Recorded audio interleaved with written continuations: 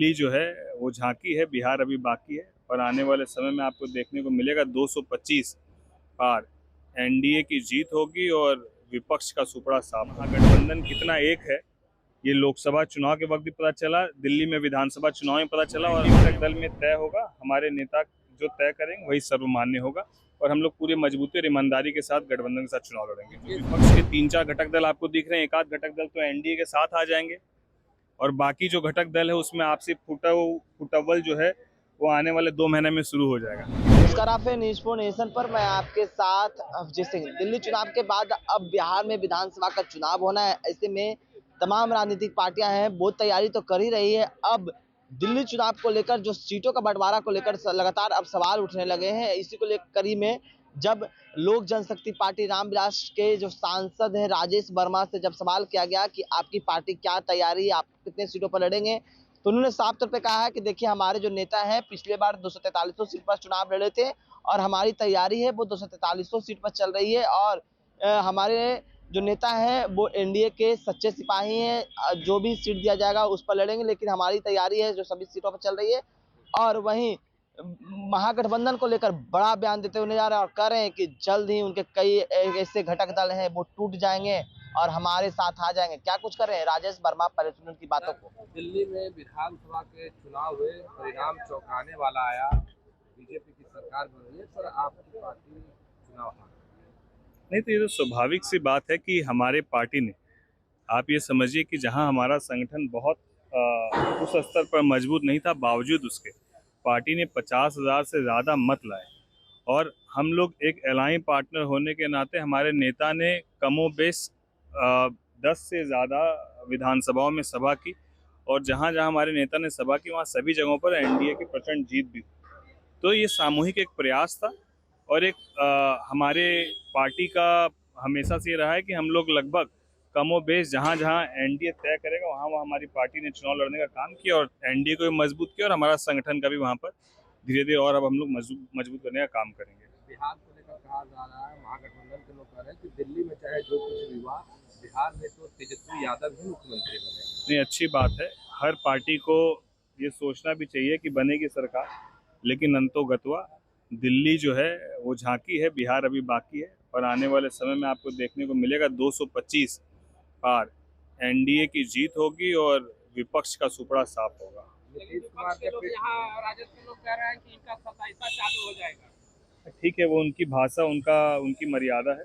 हम लोग पूरे सम्मान के साथ उनका स्वागत करते हैं और हम लोग कहना चाहते हैं कि अब बिहार की जनता इस बात को बेखूबी समझ चुकी है कि उनके कथनी और करनी में कितना अंतर है और दूसरी बात, महागठबंधन कितना एक है ये लोकसभा चुनाव के वक्त भी पता चला, दिल्ली में विधानसभा चुनाव में पता चला और आने वाले समय में जो गठबंधन विपक्ष का है वो गठबंधन रहेगा कि नहीं रहेगा, ये भी आने वाले कुछ समय में आपके सामने स्पष्ट हो जाएगा।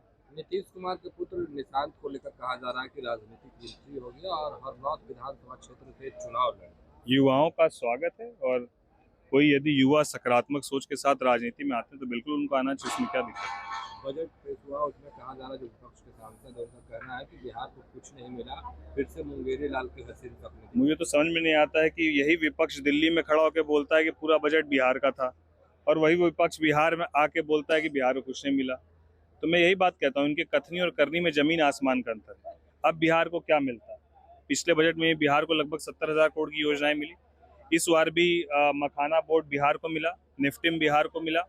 यहाँ पर आपके एयरपोर्ट के एक्सपेंशन की बात हुई, बीटा का ग्रीन फील्ड की बात हुई। अब उससे सारी चीज़ें मिलने के बाद भी कुछ तो ऐसा चाहिए कि लोगों के बीच में अपना जगह बना पाए। तो ये सब उलूर गुलूर बयान है। आप बिहार में चुनाव हो रहे हैं, आप लोग कितनी सीटों पर तैयारी कर रहे हैं, क्या? देखिए, तैयारी तो पार्टी ने पिछले बार भी विधानसभाओं में सभी सीटों पर अपनी तैयारी रखी थी और संगठन पूरी मजबूती के साथ लगभग सभी विधानसभा सीटों में मजबूती के साथ तैयारी में है। लेकिन क्योंकि हमारे नेता एनडीए घटक दल के एक ईमानदार साथी हैं, इसीलिए जो एनडीए घटक दल में तय होगा, हमारे नेता जो तय करेंगे वही सर्वमान्य होगा और हम लोग पूरी मजबूती और ईमानदारी के साथ गठबंधन के साथ चुनाव लड़ेंगे। इसी मुद्दे को लेकर आपके नेता अभ्यर्थियों के साथ खड़े थे, अभी भी अभ्यर्थी धरना पर बैठे हुए हैं, वोट का भी फैसला आ रहा है, पर री एग्जाम की बातें नहीं। हमारे नेता ने पूरे मजबूती के साथ उनका समर्थन भी किया और हमारे नेता ने कहा है कि इसकी समीक्षा होनी चाहिए और इसको लेकर एक कमेटी बना के, एक दल बना के छात्रों का भी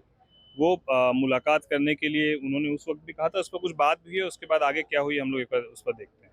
सर, आप लोग सत्ता पक्ष के साथ हैं। जिस तरह चिराग पासवान जी का बयान आया कि बीपीएससी परीक्षा जो है रद्द होनी चाहिए, लेकिन सरकार के कोई भी अधिकारी इस मामले में कुछ बोलने को तैयार नहीं। देखिए, सत्ता पक्ष में रही या विपक्ष में रहे, आपकी राजनीति जनता तय करती है। तो जनता के मुद्दों को आपको उठाना होगा, इसमें पक्ष और विपक्ष कोई मुद्दा ही नहीं। और यदि ये युवाओं की बात है, बिहार के छात्रों की बात है, तो हमारे नेता हमेशा से युवाओं की बातों को, उनका MY समीकरण आपको पता ही है, महिला और युवा, तो उस समीकरण पर हमेशा से उन्होंने अपनी मजबूती से बात को रखा है और हम लोग पूरी तरीके से उनके साथ हैं।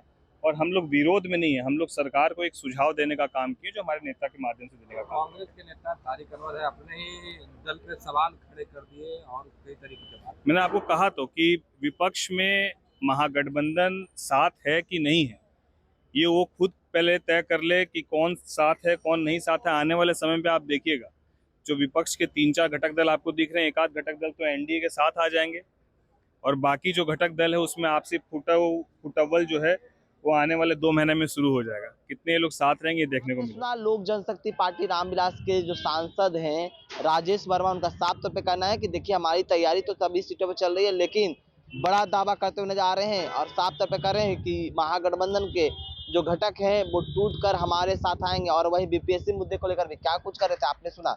इससे तमाम खबरें न्यूज़ पॉइंट के साथ नमस्कार।